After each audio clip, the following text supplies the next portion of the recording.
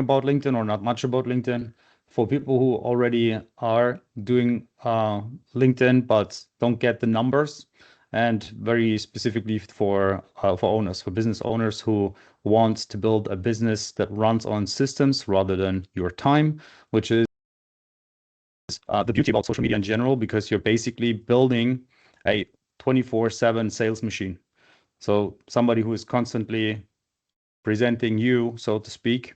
And yeah, if you look back 10 years or so, or even 20 years, let's say, this would have been unthinkable of, because it's such a cool thing.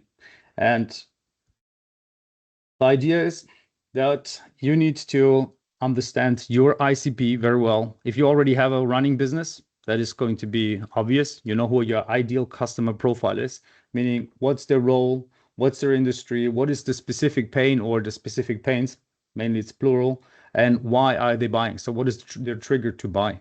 Because if you know that, then you probably also know what your offer should be, or at least you go into the right direction as to how to build your offer properly, because you want to deliver a clear outcome.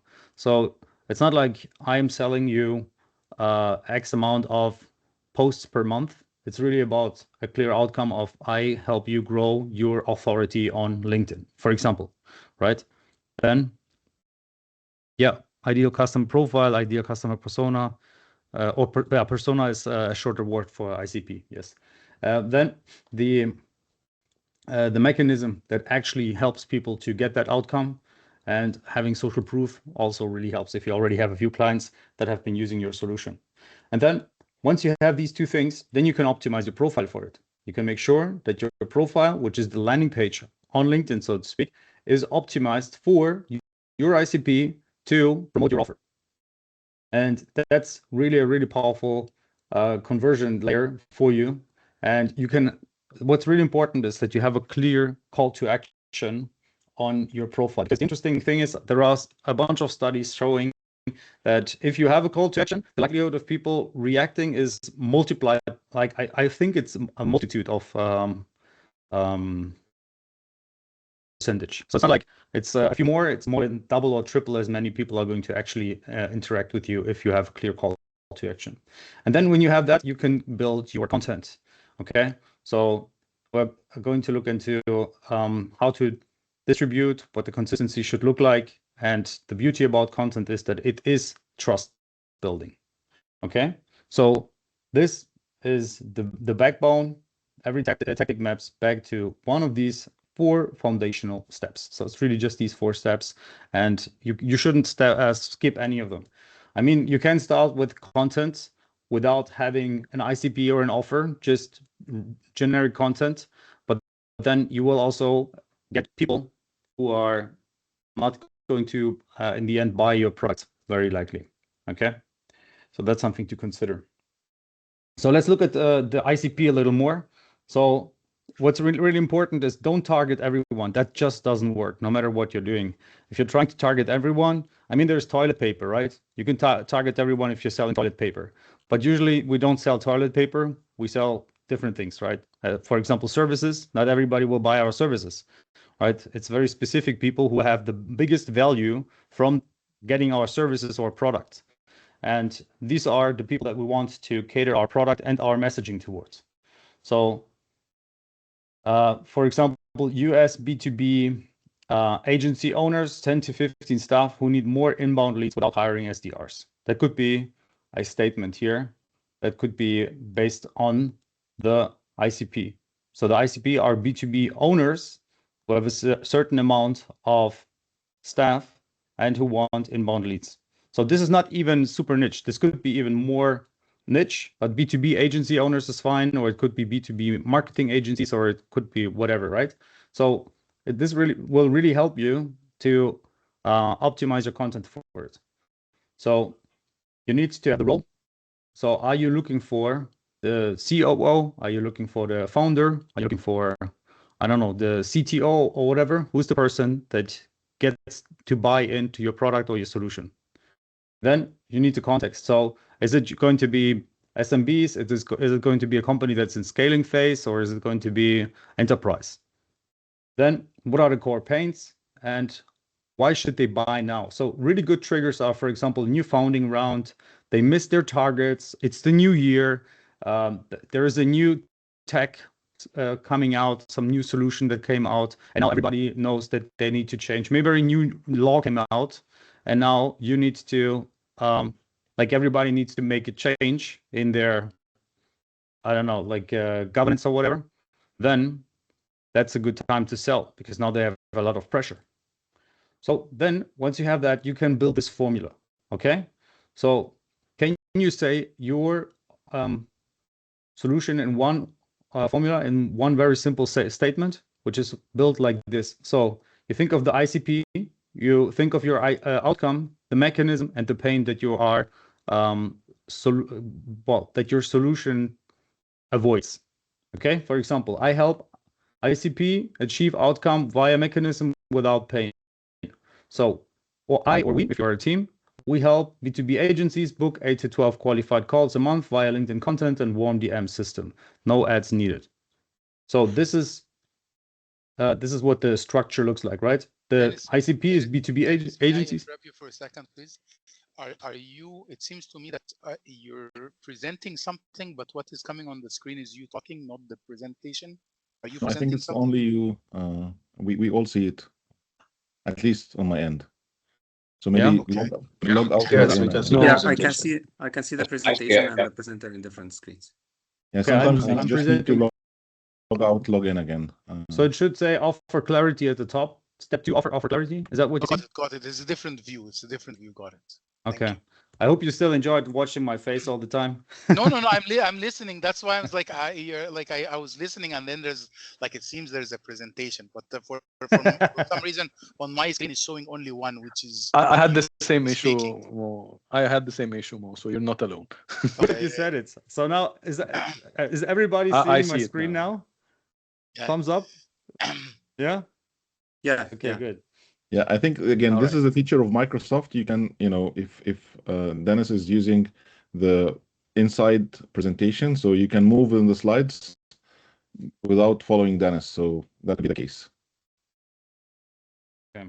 So now that everybody sees me, hopefully also the ones that didn't turn on their camera, and yeah. So coming back to the offer, so you should build something like this, because the beauty about this statement here is what you can use as your slogan on your LinkedIn profile.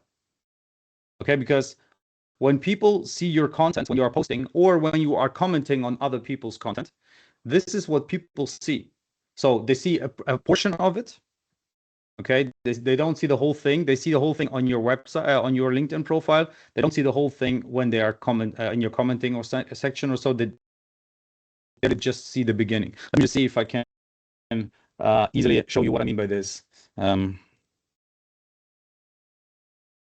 Just a quick one. And you're referring to the headline, right? Yeah, that's your headline / slogan. So let me just quickly stop sharing and share a different window. It should be this one here. So here, for example,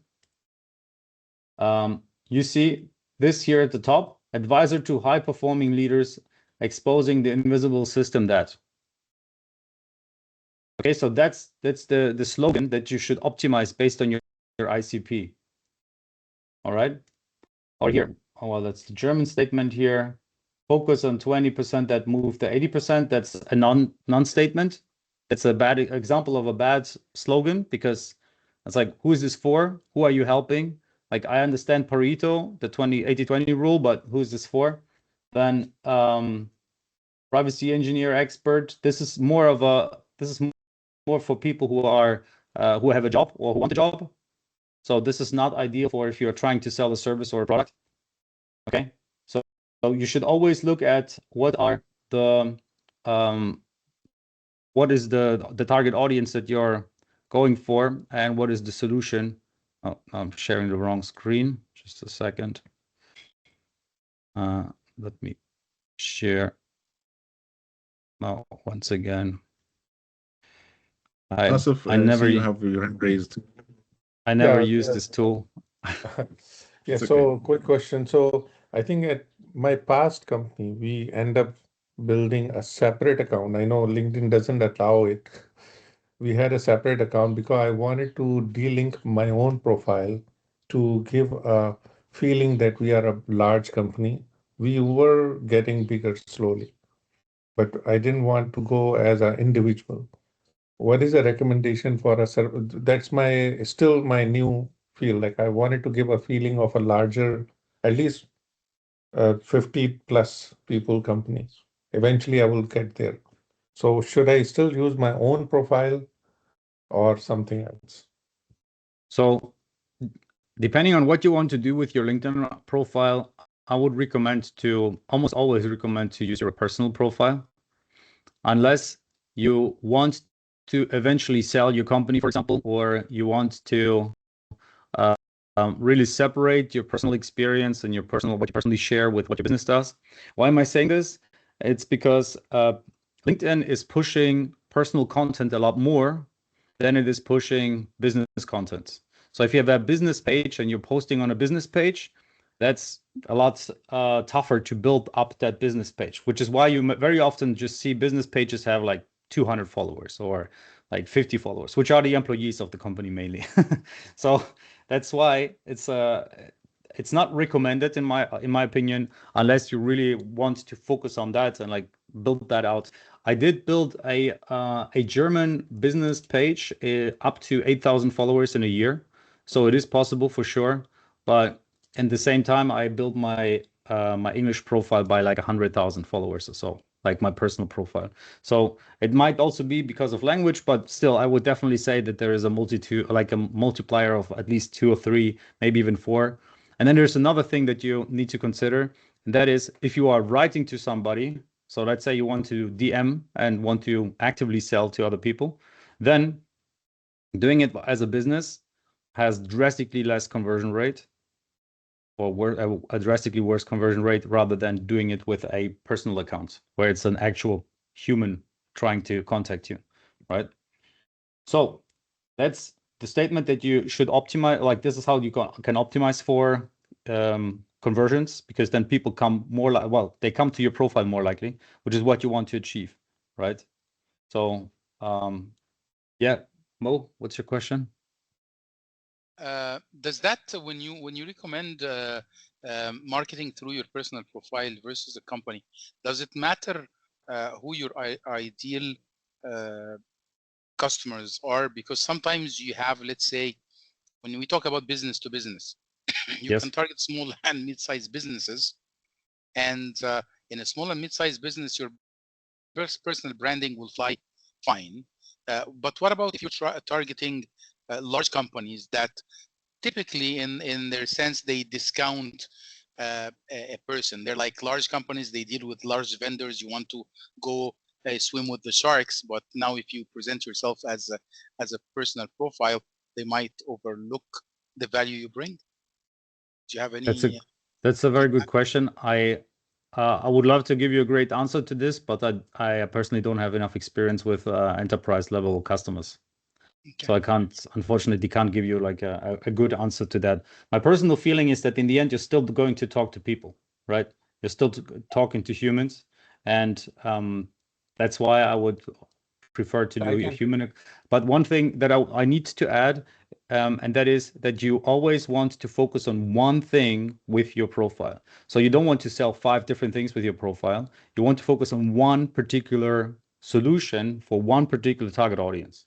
Okay, you don't want to do 5 different things, because otherwise you're not serving anyone. Okay. Good. Thank you. So let's look at the profile optimization. So we just talked about the headline, right? This was the slogan that I was talking about. And then your banner image, it should have one clear promise and one simple call to action. Okay, nothing generic. So what people very often have is in their banner, they just have like, I don't know, a beautiful image of the sea or of the mountains or something like that. That's beautiful, right? But in the end, if you want to convert people into clients or into maybe a job or whatever, you need to say what you have to offer and what they should do. So what they should do could be visit my profile or join my newsletter, or not profile, my website, or join my newsletter, or set up an appointment, or book me for a speaking gig or something like that. Okay, so that's what your banner image should be. Then the about section. So that's where you have a story, where you can put a story. So the structure usually should be, you have a problem, or there was a big problem. Maybe your client has a problem that your ICP always has this kind of problem, and then you show the solution. So the solution was X, and then how we achieved it was methodology, and then you show some proof. Okay, this is what we did for a client ABC, and these are the results that they got, and then you have a CTA. Okay, call to action would be contact me, or like set up an appointment on Calendly, visit my website, register for newsletter. So same thing as we had here with the CTA. Then there is this featured section, and many people don't have that activated. So it's something you can set up on your profile, and it's called featured section. And there you can specifically position elements that you want there to be there. So you can have many there. I'm not sure what the limit is, but you can have 10, 15, whatever. My recommendation is to have at least 3. And the 3 that you should have is a case study, your offer, and a start here post, or some, maybe even like your biggest post that you know generated leads for you. Something that your target audience really understands and really appreciates.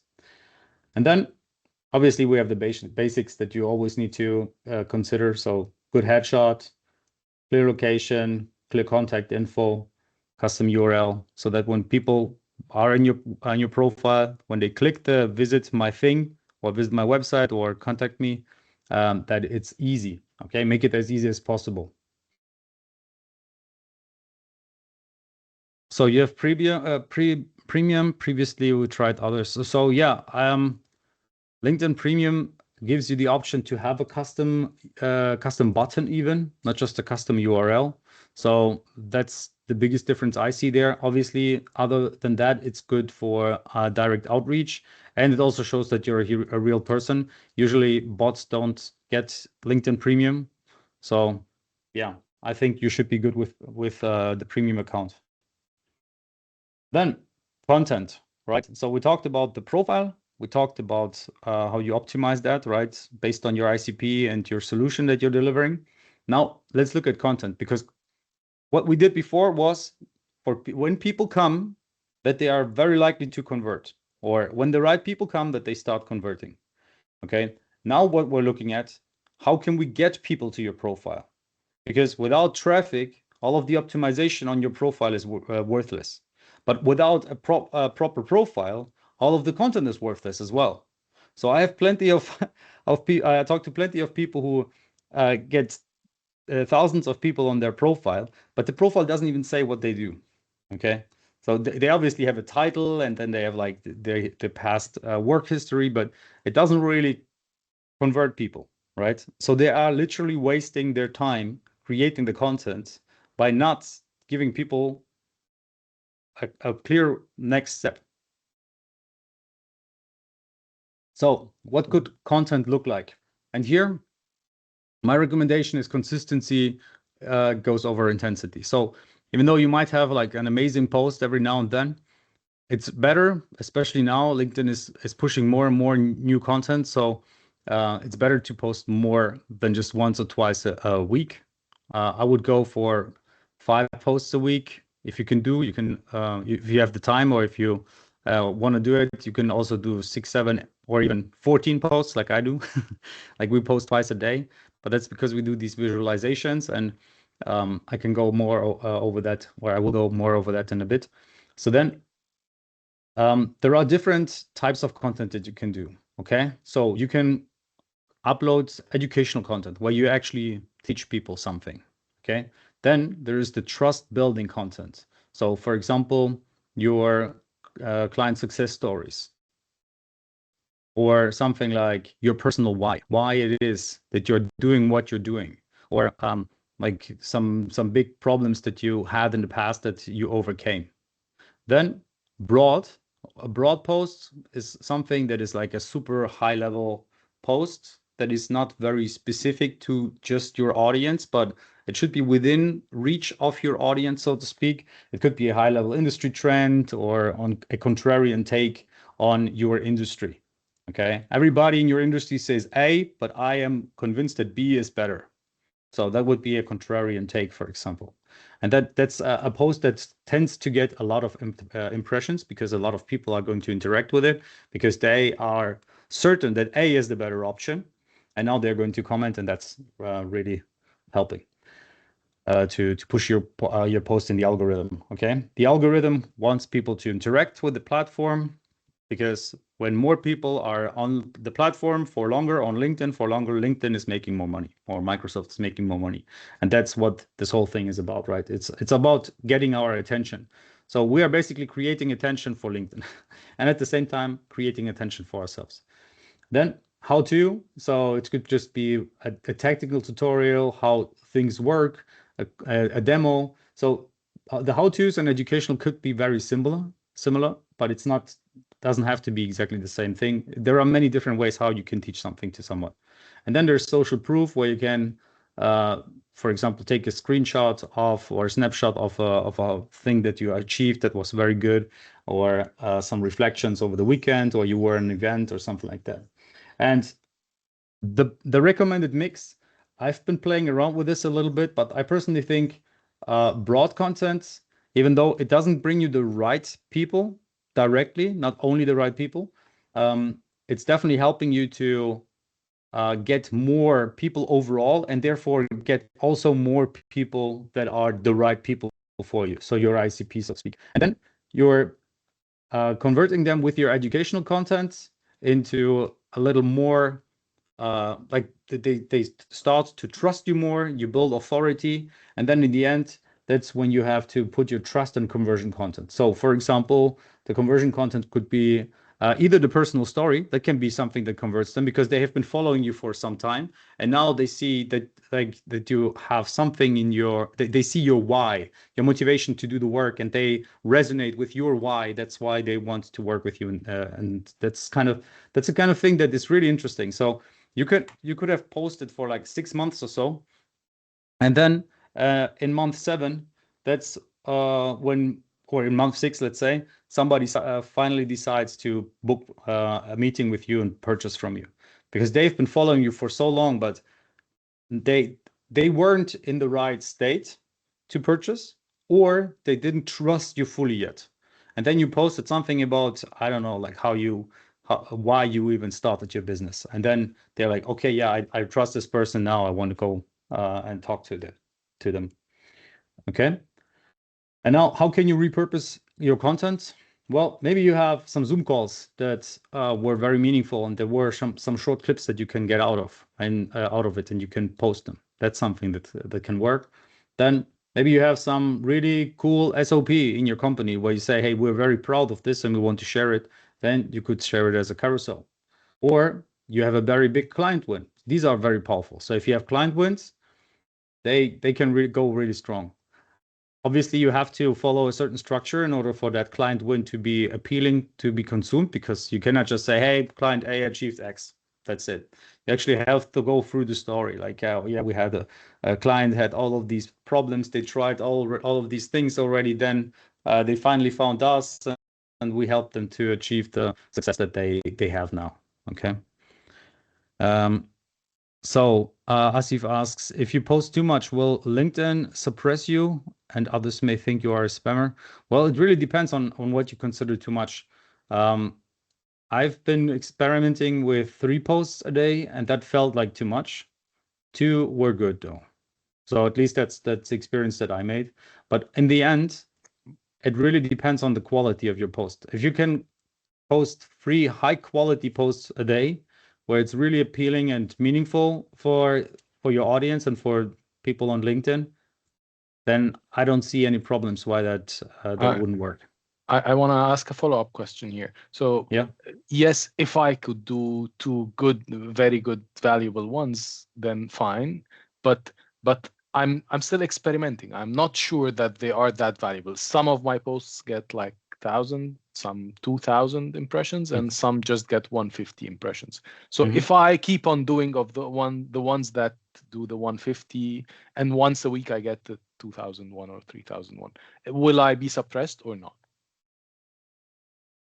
So the beauty about LinkedIn, the LinkedIn algorithm is that it treats almost treats every single post like a new chance. Okay.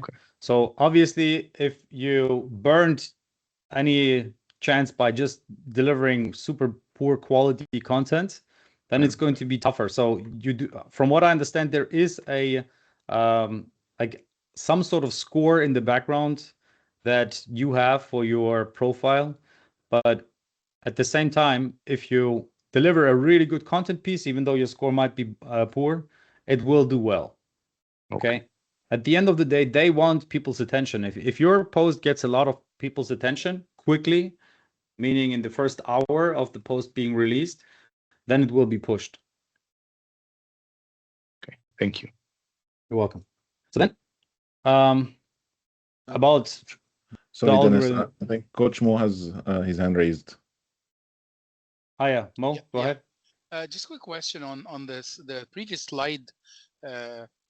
I like how you laid the 5 days with 5 different purposes. Now, in terms of CTA, how frequent do you do a CTA on posts? Like, for example, you still do CTAs on educational and broad, or you pick certain things to do your CTAs on? So the CTA should, if possible, be congruent with the content itself. So if the content is about candy, you shouldn't be selling like steaks or whatever, right? Like just from that point of view. But overall, generally speaking, if you are trying to get people away from LinkedIn, your posts tend to perform worse. Okay, so if you have a call to action that is not something like comment underneath or leave a like or follow me or like something around those lines, send me a message, then they tend to perform like if you send them to, let's say, a website or whatever, or to your LinkedIn profile, those posts tend to perform a little worse because LinkedIn wants people to stay on their platform. But if that is your call to action, then it's your call to action, right? You still need for people to go over. I mean, obviously, you can make the funnel a little more complex. So you send people on your profile, so then for them to book or to send to click on the link, that can work as well. There are many different ways how you can convert traffic. So I used a bridge funnel in the past, which was basically a 10 to 15 minute educational video, which was at the same time a sales video, which performed pretty well in terms of converting people because it had an appealing, like the sales copy was very appealing. The outcome that I was promising was very appealing, so people were clicking on it. Okay, and you sort of like you're making it seem like as if you buried the CTA inside the video, so it's not like you have an external link or something like that. You can have multiple CTAs, right? So depending on like the CTA on your profile, on your content piece could be like leave me a DM, and then when people write you a DM, then you start the conversation. That could be one CTA. Another CTA could be go to my website. Then it's a very different story. But then if you send them to your website, then on the website you can have another CTA, buy my product, for example. Okay. Right. So thoughts about 2 CTAs per week and more than that is like forceful sales pushing. What are your thoughts?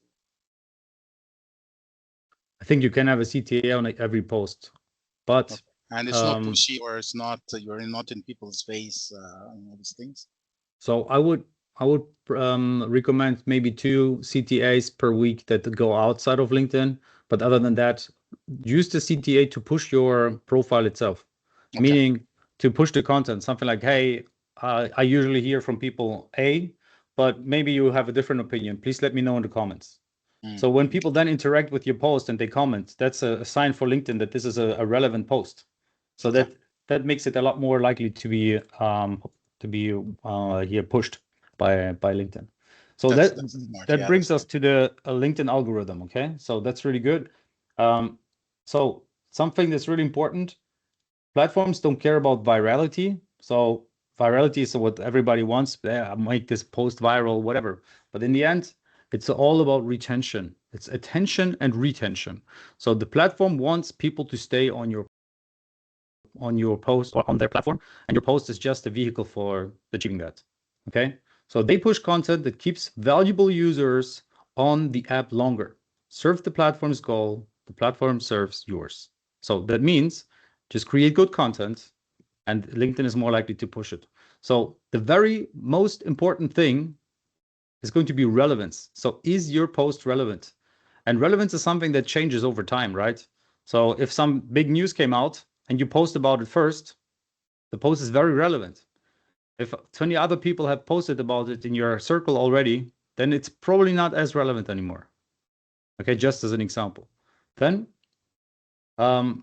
they also try to find the right people for your post. So that's something that algorithms are quite good at. So they obviously don't want to send the wrong post. Like they don't want to send like, let's say, meat ads to a vegan. Okay, so if somebody is a vegan, they wouldn't care about meat ads, right? So just to make it very, very placative, very simple. So then the most important thing is dwell time. So did people click to see more? And how long did they stay on the post? So dwell time, session depth, like did they stay on LinkedIn after they consumed your post? So it's really interesting. So somehow you are now responsible for people staying on LinkedIn. But it's really like, did people, for example, if your post is the last one people saw and then they left the platform, that's a sign for LinkedIn that your post is probably not so good, because they want people to stay on the platform, right? So if your post is like, hey, leave LinkedIn now, probably LinkedIn is not going to push it very much, right? So then who's engaging and are they relevant to the topic niche? So let's say you are posting again about meat, but then there are a bunch of vegans who are liking it. Then it could be either because it's a hate post and people want to just be super angry underneath your post and comment, but usually it's not ideal. So what LinkedIn would try to do is to obviously get the right people on it, and then the algorithm could be confused. So who am I sending to him? Like the meat lovers or the vegans? So it could be very interesting. And then comes the engagement. So you see all of those likes, right? But likes are cheap. They're cheap. People just scroll and then they leave a like, and it doesn't mean much. But then there are comments, so people actually put some time into it. And reposts, they are really, really valuable, because people actually say, hey, this is valuable enough that I want to share with other people. And if that happens, LinkedIn loves that. That's the most powerful thing. And the second most powerful thing are saves. So if people actually save your post for later, that's really powerful. Okay. Then we have the broad content trap. So why going viral can actually kill your B2B lead generation. So you can do super broad content, let's say inspirational quotes or something like that, right? So sometimes you scroll for LinkedIn and you see these inspirational quotes or these generic statements, and then and you see 1,000 likes, and you're like, how is this possible? That's such a generic statement, but still, like people still react to that, but everybody reacts to it, and not your ideal customer profile, right? So this might give you a hit from the high engagement numbers, but the problem is that this leads to an audience delusion. So you attract people interested in life hacks, not your B2B automations, for example. So if you're sharing life hacks of like, oh, this is how you can like use tools more efficiently or whatever, but you're selling meat, then it's not gonna work, right? Or you're selling an AI service, but what you're posting about is knitting, right? This new knitting technology, whatever. So that's not going to work. And LinkedIn stops showing your expert content because the engagement drops. Because let's say you get a bunch of football fans through your football posts that you are making, but then you suddenly start posting about AI. So the LinkedIn algorithm sends it first to your very closest fans, so to speak.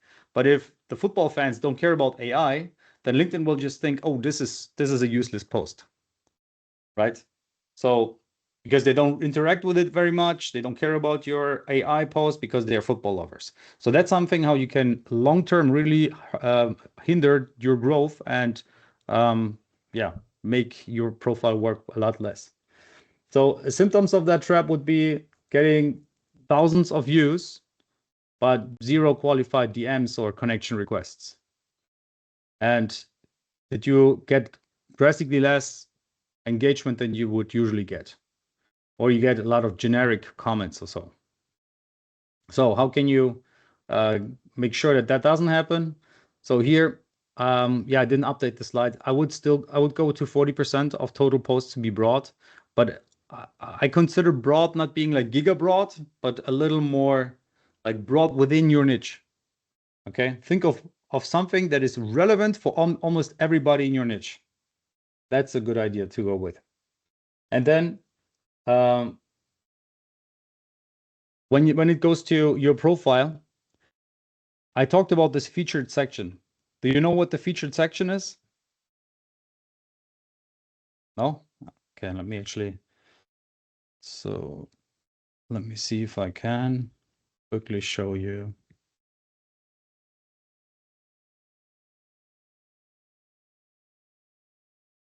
Okay. I just need to make sure that I'm sharing the right screen. Okay.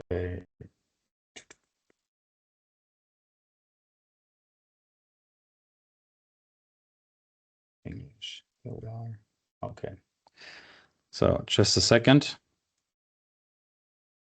Stop sharing and moichido. There we are. So what you can do is you can see this part here where it says featured.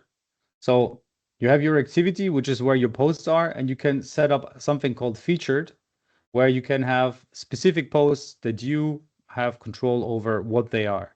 So they can all, it's like pinned posts, but not just posts. You can also have links. You can have images in there, those kind of things. Okay. So that's what the featured section is.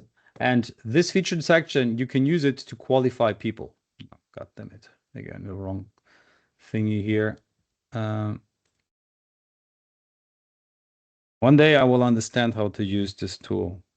So good. So that was about the or Microsoft will change it.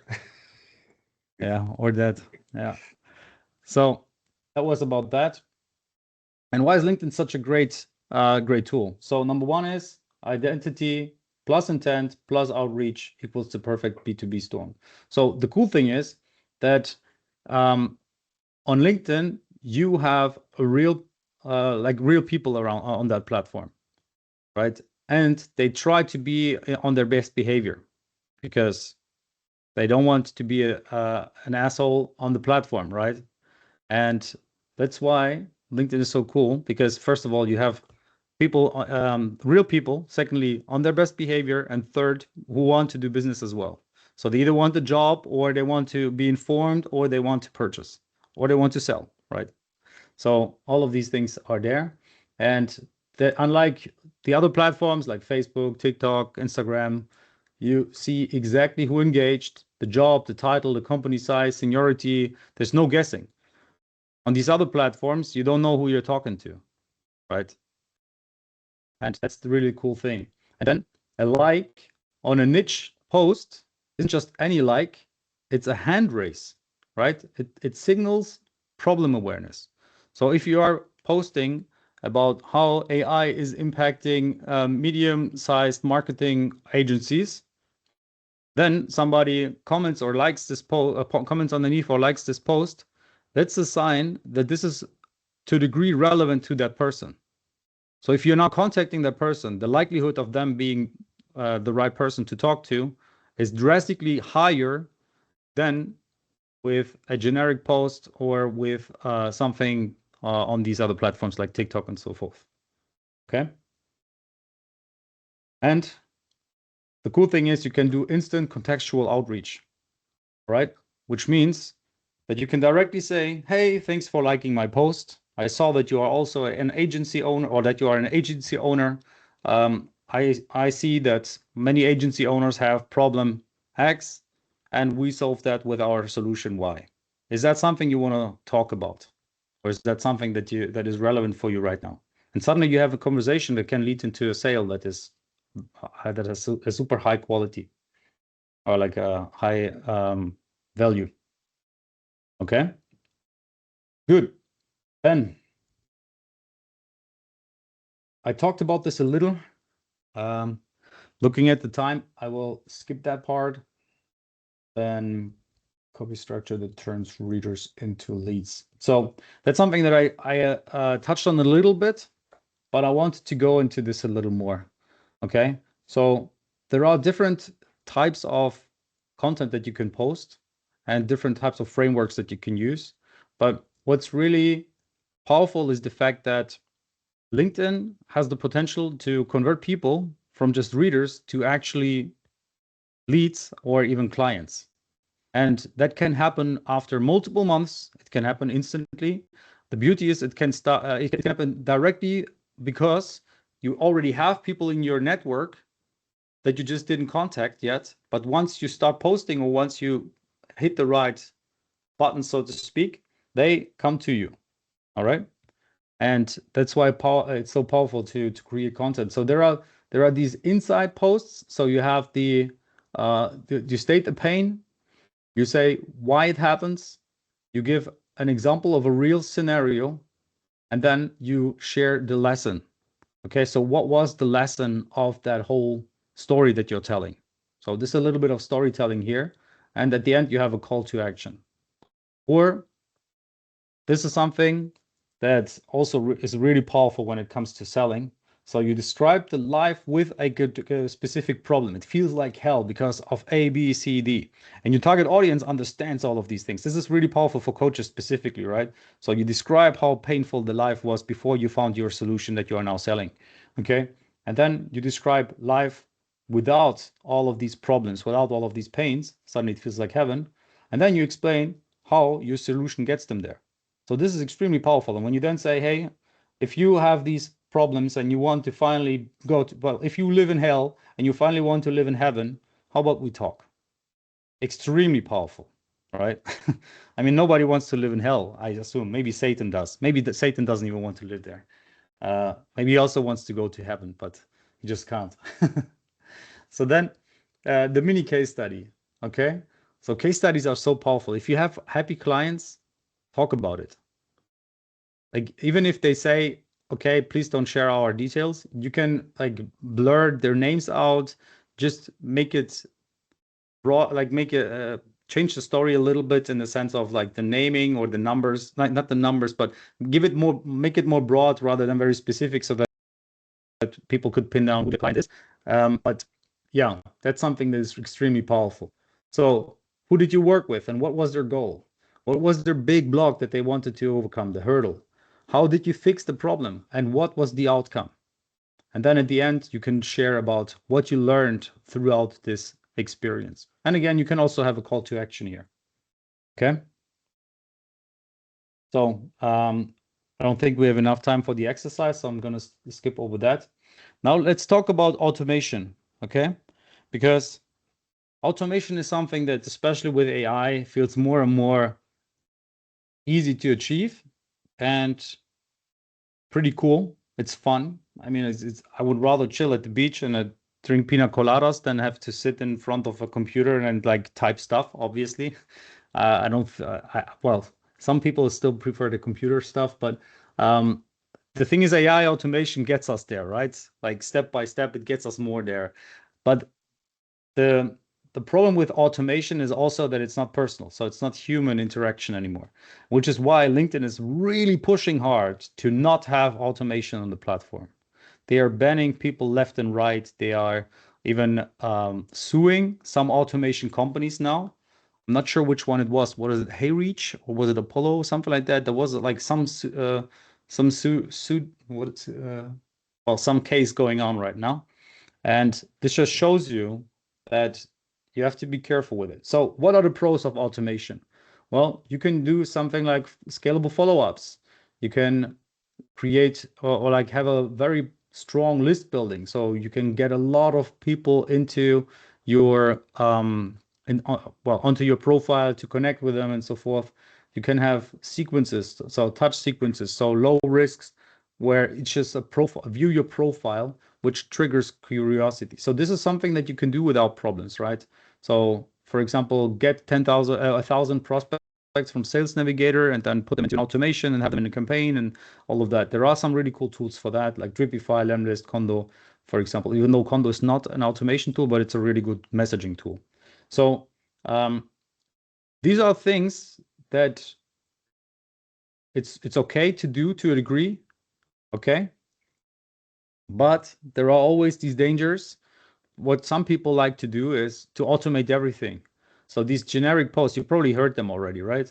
Hey, first name, I saw you are doing X, Y, and Z. It's really interesting. Oh, you have such a great company. How about like, do you want to work for purchase my product or something like that, right? So you hear these messages and they are annoying, and LinkedIn doesn't like that either. But at the same time, LinkedIn understands that people want to do business on the platform, and automation exists and AI exists and so forth. So they really have like they have to balance it. It's not so easy. And the problem is that you can land in LinkedIn jail. You can either get banned entirely, then you can't use your account anymore. You have to like go through many hoops in order to get your account back. Really tricky. It can also just be that you are banned for a week or a few days, or it can be black. What is it, like a shadow ban, where while it looks like you're still posting, but your posts get like 10, 15 impressions or whatever. So these kind of things can happen, and this happens if you are behaving like a bot. So you don't even have to use a bot. You can even just behave like a bot, like copy and pasting the same message to 100 people or so. LinkedIn is going to stop you from it right away. And there is a limit as to how many connections you can do a day, or a week. I think there is a weekly limit of 200 if your account is mature. If your account is new, the limit is drastically lower. With my wife's account, I think we did 50 connections and still hit the limit. But that was because it was a very new account.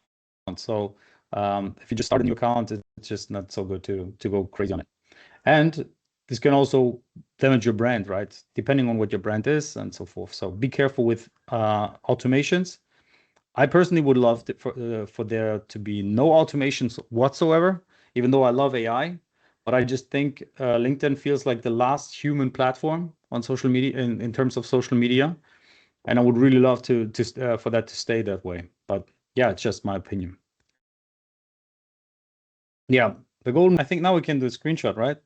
Yeah, let's do that then. Okay, so how about everyone smiles and like thumbs up or something like that? I don't know. Get my hair. Look at the hair.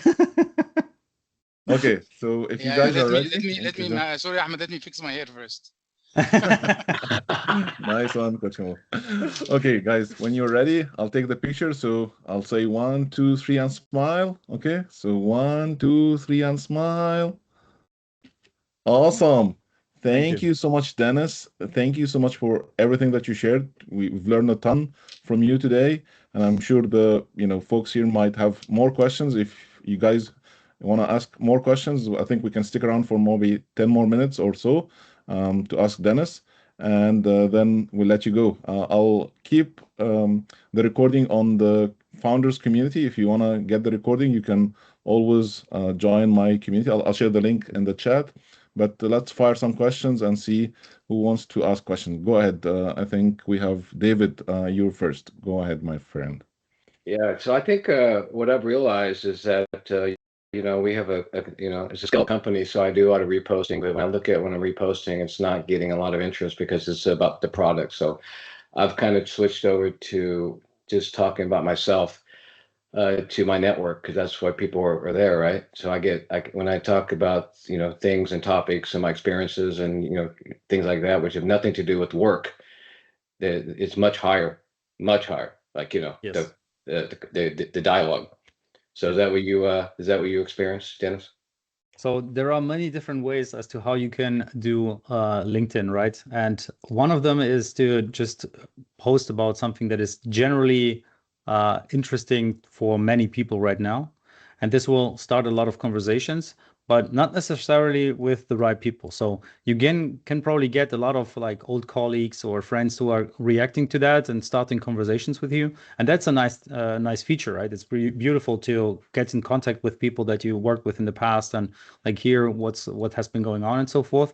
But in the end, if you want to get clients, that's not the way to go. So how we solve that problem is by looking at what is the ICP, what are their specific problems, and what are their interests. And then we create content around what is interesting for your target audience. Because what we want is we want more of your target audience to be on your profile, on your commenting section, leaving likes on your posts. That's what we want to achieve, and that's how we create our visualizations. I didn't even show the visualizations, which is like the thing that we do. That's how poorly I am selling my services here. But I'm not sure if I was supposed to do any selling. I really wanted to just deliver a lot of value, but I still can show you a few of the visualizations that we create just to give you an idea as to what I mean with this. And it really responds to your question. So here, for example, you see we have like visualizations where a lot of things are going on, but they look cool. Do you see my screen now? Yeah. Okay. So these are as an example of visualizations that that get people's attention and for people to react. So in my case, I'm selling LinkedIn services, right? So here 4 ways to get leads on LinkedIn, and then that's so much information. Some people read through it, and some people get a lot of value from it, but most people, they just go up here and they click save. Okay, and these type of posts, they get loads of saves. So this one, because I just changed my audience from AI to more LinkedIn services kind of thing, it just got 65 likes. But when I post about AI, I easily get 200-300 likes because that's where my followers come from. But here you see, I get 28 saves from it. So that's what I meant with like say you get a lot of saves on these type of posts, and yeah, visualizations are a very nice way to post about something relevant for your target audience that then reacts on your profile. Okay. I'll ask one follow-up and be quiet. So do you actually spend time on other people's profile posting there, like a mutual respect? So you get their, is it like a tit for tat? You mean commenting on other people's posts, Yeah. or what do you mean? Yeah, like your target audience. Do you go to those people and show your presence there on their post, like them first and comment to them? Then they'll be more interested to come to your post. So that's something we tend to do that with other influencers who also own our target audience, because that way we get a portion of their traffic to us, because then so it's this tit for tat what you're talking about is basically happening organically this way. If you are writing on people's posts that are in your field regularly, then they will eventually also comment on your posts. And what you see on LinkedIn is very often Joe Schmo, for example, commented on Max's post, for example, right? You don't know Max, but you know Joe Schmo, and that's how LinkedIn is introducing new people to you through the algorithm. So it definitely makes sense to comment on other people's posts, especially like if they get a lot of audience that you want to attract. But if you want to specifically target the person that you like, let's say you have a few hundred people that you want to target, and whenever they post, you comment on their post. That's how you definitely can get a lot of attention as well. Okay, thank you. You're welcome. Okay, Zishan, you're next, and we have like maybe 8 minutes before we need to drop here. Oh, thanks for this call. So I have a very generic question. So I lay off from one of my company. Actually, I worked for 8 years. So right now I am tailoring my resume as per the JD, but my LinkedIn profile is the same as it is. I know the LinkedIn is like a marketing website for me. It is sharing all the information, what exactly the skills I have. So what is the best practice? Like how can I match my LinkedIn? So for example, if I apply for a QA role, QA lead role, I have a different skill set. I also have a skill set as a product manager. I also have a skill set as a Scrum Master.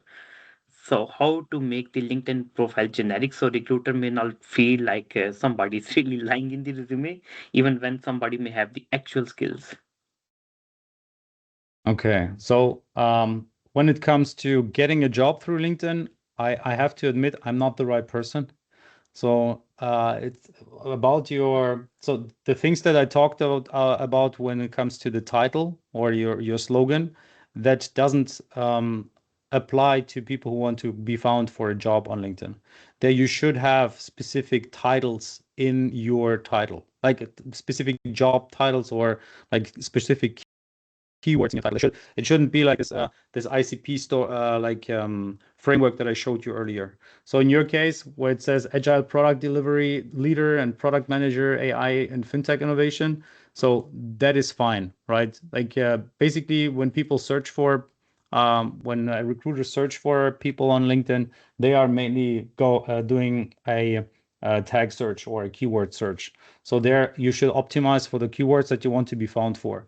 And not just in the title, but also in the about section and yeah, like in your experience as well. But other than that, I don't have much experience when it comes to like helping people to get jobs through LinkedIn. That's not my strength. I'm sorry. That's my area and Coach Mo. So you can Ahmed, we can take Zishan on the Sunday. If Zishan, you want to come to the Sunday call, there's questions and answers for that. We can help you answer that one more specific. 100%. Perfect. Thank you. That makes me happy because I have like two perfect like professionals and specialists in that field, so that's really good. So I don't have to like invent anything. So that's good. Yeah. Okay. All right. I think who's next? Dawood, then Asif. Hi. Thank you, Dennis. Thank you, Ahmed, for setting this up. This is my first session attending. This is phenomenal. I really appreciate all your hard work here. Couple of questions. First question is, we are launching a new tech startup next month. So what is your advice? So you said about posting and putting all the posts on the LinkedIn, right? Do we do it through the founder's profile or do we do with the company profile page? What is a good solution? I don't know. This is the first time we are launching a tech startup. I mean, we did it before, but never used LinkedIn that much. But now this is gonna be this is our new project. Yeah. My recommendation would be to post on your personal profile, to post on the profile of your co-founder, to post on the profile of another, like of everybody in the team, through their own lens, so to speak. There is I at the beginning of the year, the end of last year, I applied for a job at Vireo. I would recommend you checking those guys out. They are doing all the things right when it comes to that. Let me just quickly show you what I mean. So it's this company. They are building the AI marketer that writes LinkedIn content for every employee at your company. So what they do is, instead of just posting with the Vireo profile itself, they basically do it for many different employees in the company. And by doing that, they push the go-to-market. They can like really push the perception of the product and the whole brand and the whole company and so forth. And this is especially interesting for startups because your social media presence can have a very big impact on your on the funding that you can get from business angels and investors. Okay. Okay, thank you. Yep, I will look into it, and I'll also try to set up a session with you. All right. Yeah, looking forward to that. Thank you so much. Awesome. Thank you. Dawood, you're next. Sorry, Asif. Sorry, you're next. Yeah. Quick. I think some of it is already answered, but then if I'm looking at someone else's profile and I post or view or do something, I think you said it's a good thing. But repost, two-part question. One is a repost. Is it good or not? Number two is, instead of this, I really love this and these recently it's attracting these pictures. But then how about video? Like if I have some animated video or something, this is AI age, so I can produce a clone and talk about something. Okay, so there are a few things to unpack. Let's start with the AI video. Again, it's relevance. So if your content has a super high relevance, then you can use AI avatars and those kind of things in order to create it. But if they're not well designed and relevant, then there's no chance, because AI at this point is more of a hindrance in the sense of people not wanting an AI to tell them a story of like an experience or whatever. They want humans to tell their stories. But if it's something that is still relevant and high quality, then people will do it. Like there are super successful YouTube channels, for example, out there who are only doing AI content, but the content is still created with high quality. And AI is just a tool. It's not that they fully rely on AI. Yeah, sorry, if you allow me, Ahmed, very quick. Like I saw one founder taking a snapshot, hey, I'm in this airport, I'm trying this food and that food in LinkedIn.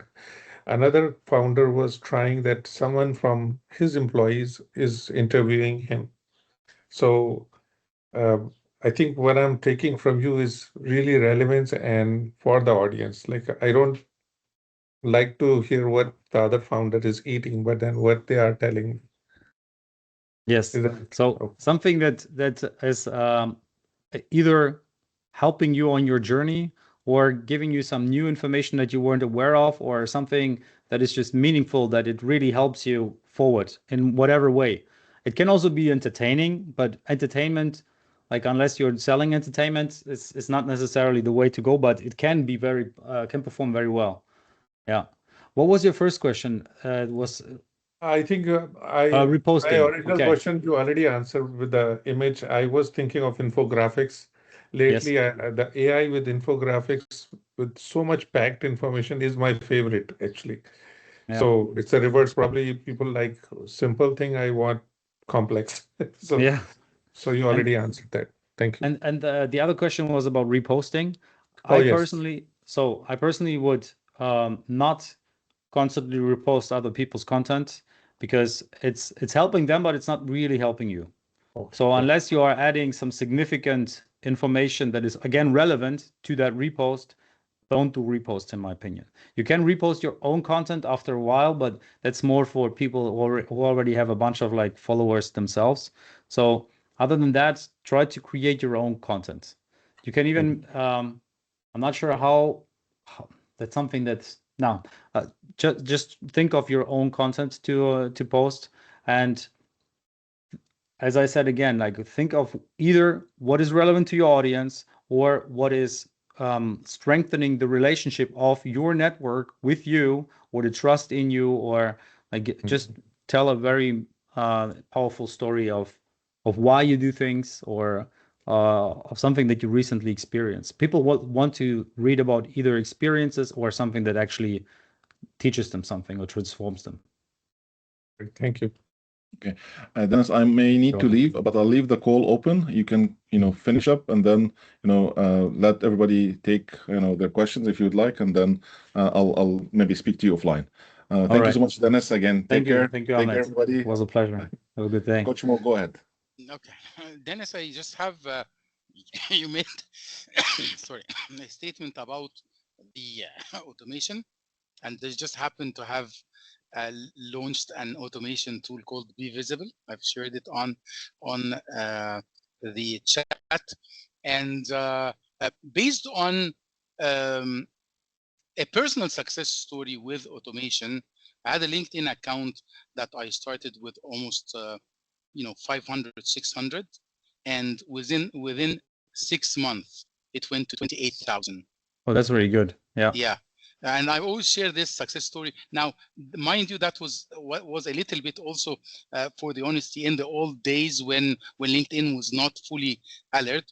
But LinkedIn automation or any tool, I consider it like anything you have at home, like any tool. You can have a knife, you can peel oranges, or you can kill somebody. So it's about managing the tool, not the tool itself.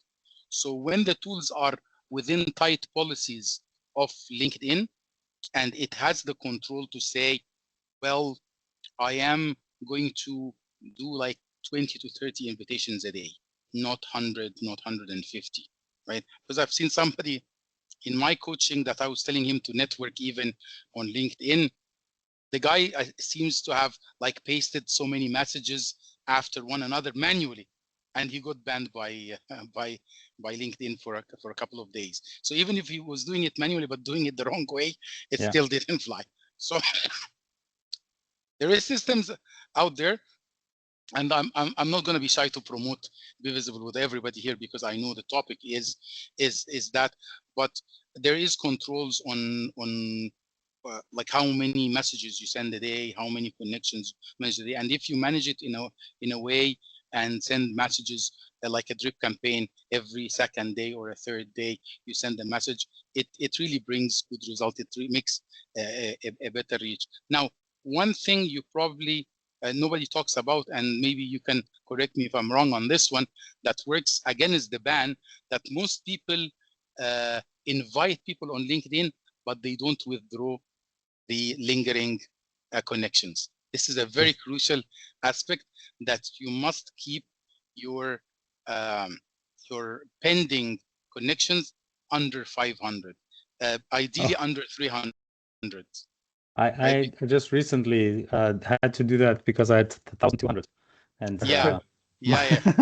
How would you do it? Is there some setting, or you can?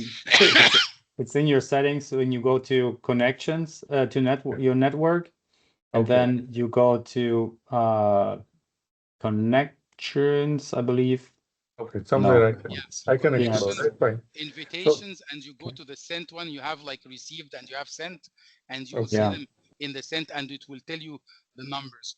Now, for example, in Be Visible, we actually set the deletion per day. So you can say, withdraw 50 every day. If you're inviting 50, and then you say withdraw, blah, blah, blah. So it's also withdraws automatically to keep you under the limits. And I also have other ways to do it manual. Like, for example, in my Coach Mo account, I discovered that I have 600, and I usually try to keep them under the 500.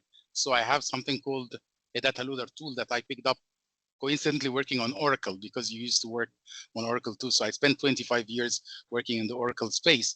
So we have something called data load, which we use to mimic keystrokes and all the stuff. I also use that to kind of like mimic the clicks of withdraw, and it will ask you, if you withdraw, it's going to be 3 weeks until you invite them again. So you say yes, yes twice, and it keeps doing that mimic stroke, so that I can, I bust like 50 withdrawals in like 5 seconds or 10 seconds, something like that. Okay. That's also inhuman behavior, right? To get that many withdrawals. Mimic keystrokes, mimic keystrokes. Like I give 1 second break, 2 second breaks, but instead of me doing it like that, I just set the thing, and it works on the screen, and I'm just monitoring that it doesn't break for any reason.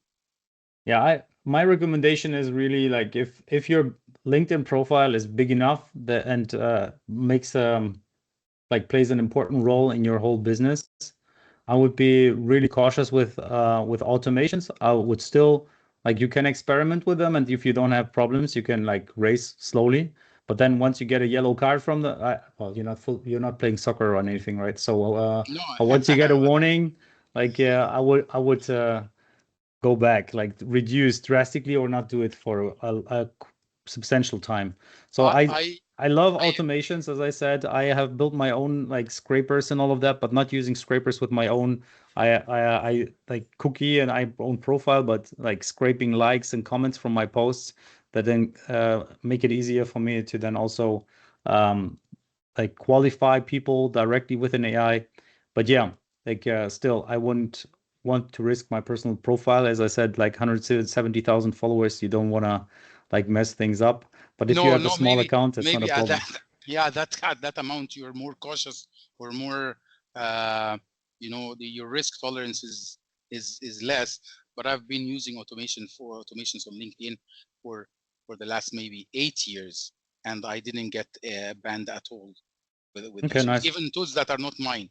Like even before Dropify, there was things like, have you heard about something called Ulink? No. Something like that. Something similar to Dripify and the others that come after. But I've been using LinkedIn on automations for like probably 10 years now. Okay. The early adopters or the early ones Nice. who built the automations. Very good. All right. Are there any other questions? Anything else? Dennis, I sent you a request and also a message for some of my projects, like how I'm not sure about how you are helping and what is the mode, so you can apply there. Okay. Yeah, I will respond to your guys' messages tomorrow, because for me it's already 7:30 in the evening. Sure. And my wife is already waiting at home, so I'm fine to still reply to a few questions here in this call, but LinkedIn will have to wait until tomorrow morning. So I can tell, basically, I'm just curious of how you are helping on the projects. If you have a minute, then you can. Yeah. So what we do is we optimize the profile first, as I said, after we fully understand the ICP. So actually, we fully understand the ICP and the product or service that you're selling. And once we understood that, then we are optimizing your profile based on that. And then we start creating the content. So the content are these visualizations. That's really our strength. And it's just a way, it's just our vehicle, so to speak, to get a lot of traction and get people. And then what we also do is we create conversion content, but not as often as I was saying, because it usually requires a lot of extra work, meaning we create lead magnets.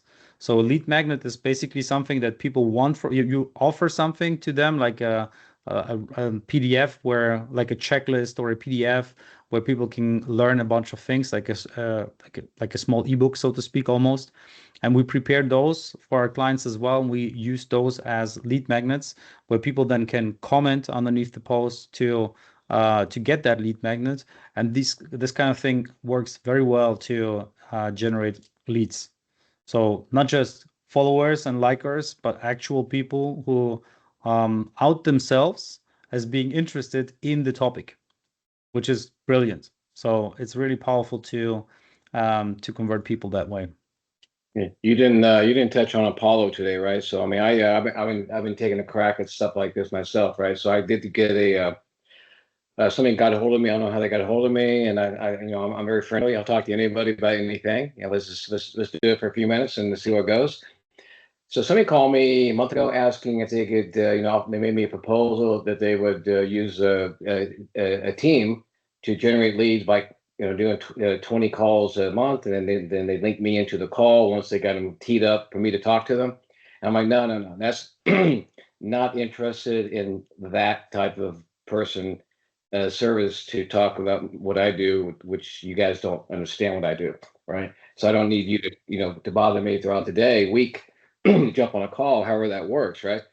So I say no, thank you. So I'm much more interested in the LinkedIn, LinkedIn Apollo, looking up LinkedIn contact, getting email addresses, doing scheduling, doing the cadence of call versus how that works on Apollo, right? So that whole area is very complicated, and I would strongly recommend people working with people like you, and not maybe it's an age thing, but it's I get the flow, but I know I like what you're doing. Thank you very much. Yeah. So what I have encountered through being a content person or delivering content on LinkedIn is how nice it is to talk to people who have seen your content. So it's I have this specific story in mind. So there was this guy who saw my content and wanted to talk to me. So he gave me his number, and I called him, and he was so negative. Like his energy was very negative, and he was really like almost angry, you could say. Wow, it felt like, why are you calling me? What do you want? I don't know you. Like, because I have a German number, right? And he was like, why would a German number call me? And then I said, yeah, I'm Dennis Panuta. And suddenly he was so friendly. Like he was like, it was like he switched like there was a switch that was hit, and suddenly he was the friendliest person, and we had a really good conversation. And that's what content does to you, right? People have a lot of trust in you. They already know you a little bit just through your content. And it creates this parasocial relationship where people like they don't know you, but they feel like they know you, and then they're a lot more positive, and they already like they know what you do already the moment you start talking to them. So you don't have to convince them of your solution. You don't have to like talk about your solution forever, and they know you, they know your solution. They're the best buyers. It's really fun. So that's what content does to you. It's beautiful. I mean, it really makes most sense in B2B. In B2C, I think it's really hard because like you need big numbers in order to convert in B2C. But if your deal size is a few thousand or like even tens of thousands of dollars, then yeah, LinkedIn is just perfect. It's the way to go, in my opinion. Yeah. Yeah. So Dennis, you said I know you're not very proponent of the LinkedIn automation, especially at this side. But what's your thought about content automation, right? Like because now people are using AI. I'll tell you my personal opinion. I don't like it. I don't like AI running the content. Because it's just getting generic stuff, and it's not a subject matter expert. It's just like fluff talk and whatever the AI is piecing together. But what do you think about people automating from content to video and all this stuff, even from idea generation? Like some people would start at research topics, and then based on the research topic, they will do automation all the way until a post even, right? So what do you think about these things, and does it harm the brand, or does it actually boost the brand? So I personally, as I said, I love AI. I hate and love AI. I have a hate-love relationship because it already killed one business in the past that I was running. So it might also kill my current business at one point. But I feel like we're not at the point yet. And I totally agree with you that the problem is not so much that the AI wouldn't be capable of doing it. It's just about that the human controlling the AI still needs to have a lot of background knowledge and understanding of many different aspects. So on one hand, the content itself, like the topic itself, but on the other hand, also what type of content works and what not. So in my team, I have somebody who is like approving 10,000 posts a year. 10,000, right? For the questions, for the great time. It was really a pleasure to talk to you. And now, even like in the small round, it's pretty cool. Yeah, as you said, I would have loved to like